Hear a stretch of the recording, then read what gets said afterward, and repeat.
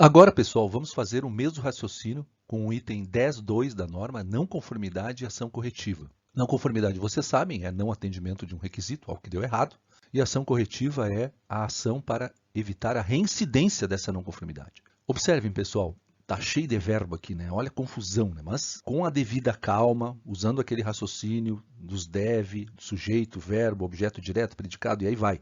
Velho e bom português novamente, a gente chega lá. 10.2.1. Ao ocorrer uma não conformidade, incluindo as provenientes de reclamações, a organização deve, letra A, reagir à não conformidade, ou seja, toda vez que acontecer uma não conformidade, incluindo as provenientes de reclamações, quer dizer que as reclamações estão junto aqui, estão inclusas. E aqui não fala só reclamações de clientes, qualquer tipo de reclamação de qualquer parte interessada. Reagir é uma ação imediata, pessoal. Eu não vou ficar parado fazendo análise de causas, discutindo filosofia em cima da não conformidade. Não, vai lá e apaga o incêndio, faz o que tem que fazer. A gente chama isso de ação imediata. Não deixem de olhar os nossos cursos aqui sobre ações corretivas que vocês já vão ter a fundamentação de tudo isso aí. E, como aplicável, tomar ação para controlá-la e corrigi-la. Controlar uma não conformidade seria mitigar, fazer com que ela tenha menos impacto. Às vezes, pessoal, a gente não consegue atacar a não conformidade na causa, por questões técnicas, por questões financeiras, mas a gente consegue controlar ela. Então vocês imaginam, um incêndio pode ter inúmeras causas, né? Imprudência das pessoas e simplesmente jogar um toco de cigarro numa rodovia. Isso seria a causa, mas enquanto o incêndio está acontecendo, o incêndio seria uma não conformidade, por exemplo, num parque florestal, eu tenho que controlar o incêndio, então vou chamar os bombeiros, eles vão fazer, usando as melhores técnicas, formas de controle para que o incêndio não se espalhe. Isso é controle de não conformidade.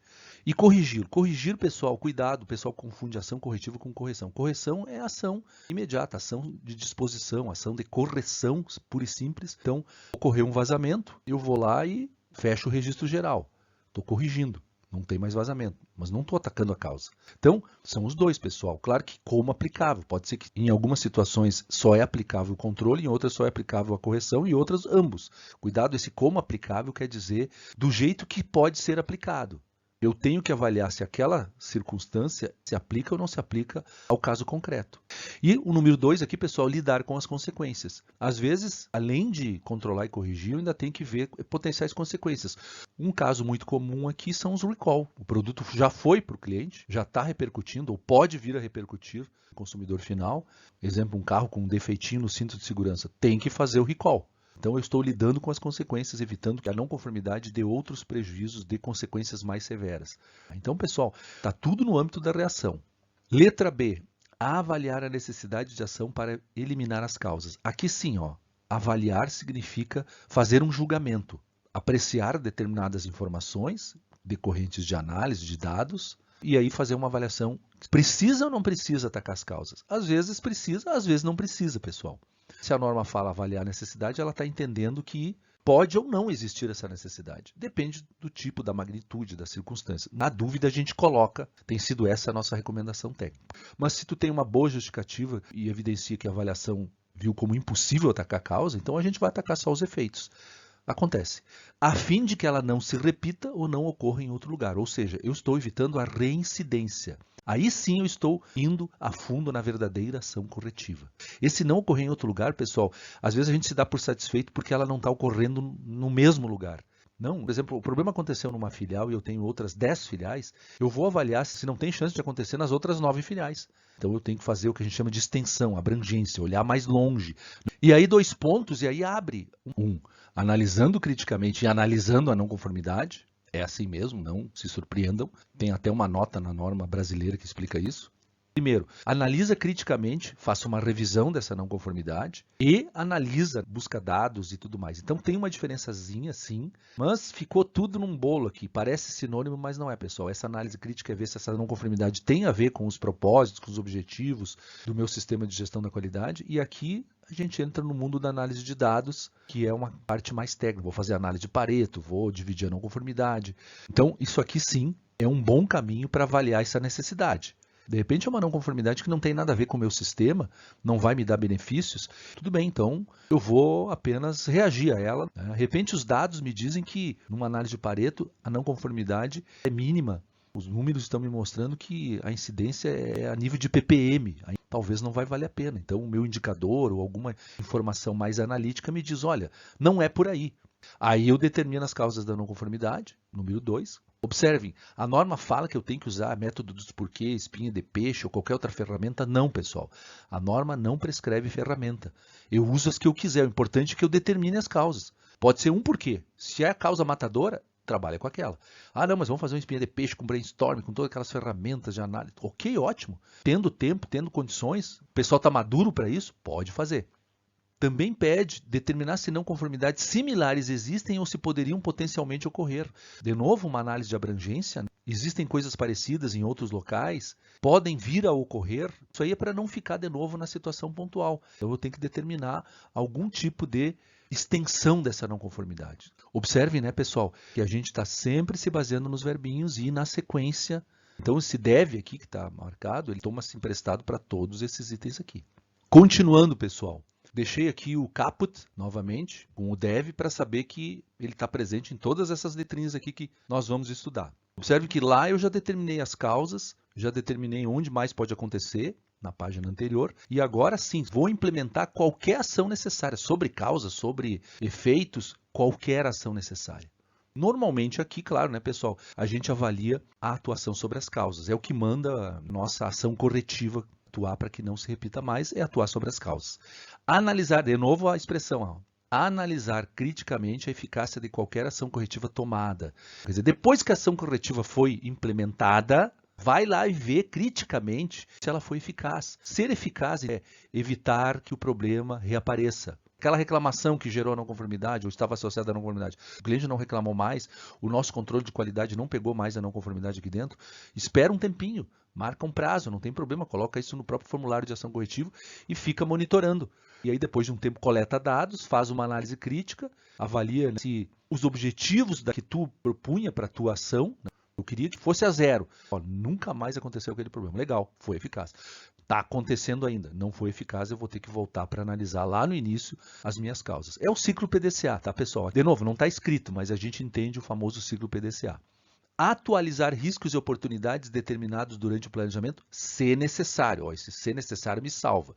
Tem um verbo condicionado. Às vezes eu posso chegar à conclusão assim, não, eu resolvi a não conformidade, não vi essa não conformidade aumentar um risco ou gerar uma oportunidade, segue a minha vida normal. Não vou precisar, então, atualizar. Ah, não, olha só, lá no meio da não conformidade a gente diagnosticou uma causa que ela ainda é pequenininha, mas pode vir a se transformar num risco. Exemplo, um determinado tipo de fornecedor de matéria-prima está começando a ter problemas financeiros, ele está me fornecendo, mas sabe-se lá se no futuro ele vai continuar me fornecendo com o mesmo padrão de qualidade ou mesmo não vai parar de me fornecer. Passa a ser um risco, algo que eu descobri durante a análise das causas. Vai lá no capítulo 6, ou lá no capítulo 4, ou ambos, e atualiza isso nas tuas questões externas ou internas, dependendo da situação, e depois atualiza riscos e oportunidades. Se for relevante, lá na tua análise de riscos, isso aqui passará a fazer parte das tuas próximas análises. Se lá eu já determinei risco e já estou tratando, de repente eu nem preciso fazer muita coisa aqui, basta remeter para o trabalho que está sendo feito lá na análise de risco. Muitas das minhas ações sobre riscos configuram ações preventivas que, diante de uma não conformidade, o plano ainda está em andamento, não surtiu o efeito, está dentro do meu prazo, eu posso aproveitar aqui. Mas é tema para um outro momento nosso. E realizar mudanças no sistema de gestão da qualidade também se necessário. Pode ser que a gente chegue à conclusão que determinados procedimentos estão mal escritos, determinados indicadores não medem adequadamente.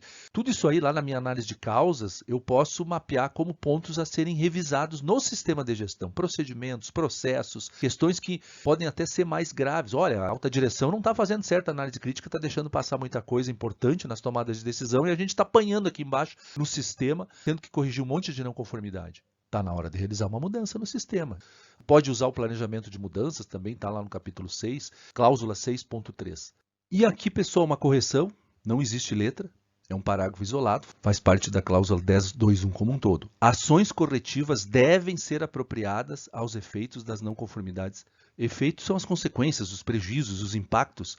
Quer dizer que deve existir aqui uma proporcionalidade. Se eu identifiquei que o meu fornecedor está me mandando matérias-primas de baixa qualidade, e essa é a principal causa, de repente eu vou chegar à conclusão que talvez a ação corretiva não seja simplesmente avisá-lo, ó, fornecedor, te comporta, seja melhor na próxima. Talvez, diante do prejuízo que eu estou tendo, eu tenho que tomar uma ação mais intensa, desenvolver novos fornecedores ou ir lá no processo do meu fornecedor, tentar ajudar ele para ver como a gente, em parceria, realmente pode amenizar esses efeitos dos problemas dele sobre o meu produto. Então, cuidado. A ideia aqui é dar o remédio certo, pessoal. Se a doença é grave, os efeitos são graves, a ação corretiva é mais intensa, mais frontal. Talvez eu até tenha que gastar mais. Caso contrário, se o efeito é pequeno, modesto, ainda assim eu quero tratar, as ações corretivas também podem ser mais modestas. Esta é a ideia desta parte final. Ok, pessoal?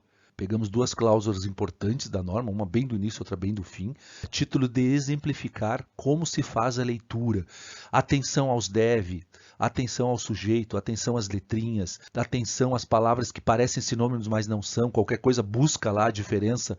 Faz parte do bom gestor da qualidade ter lá a ISO 9000 em casa, porque tem todo o glossário da qualidade, de toda a terminologia da norma, então ajuda. Aqui a gente deu alguns exemplos para ficar um pouquinho mais fácil para vocês compreenderem. Mas esse mesmo raciocínio se estende para toda a leitura da norma, pessoal. Tentar ler com calma, apegar os deves e aos verbos principais, ver a sequência de letrinhas. Vocês vão ver que tem situações que podem acontecer independente da ordem das letras, tá? Mas por hora entendam que esse é o raciocínio de leitura adequado para a pessoa que realmente quer se aprofundar na norma e principalmente que quer ajudar a sua empresa a fazer a coisa certa e vai adiante na luta para tentar cada vez mais tirar proveito de cada requisito da norma, principalmente em situações de melhoria como nós estamos vendo aqui no item 10.2. É isso então, pessoal. Um grande abraço a todos.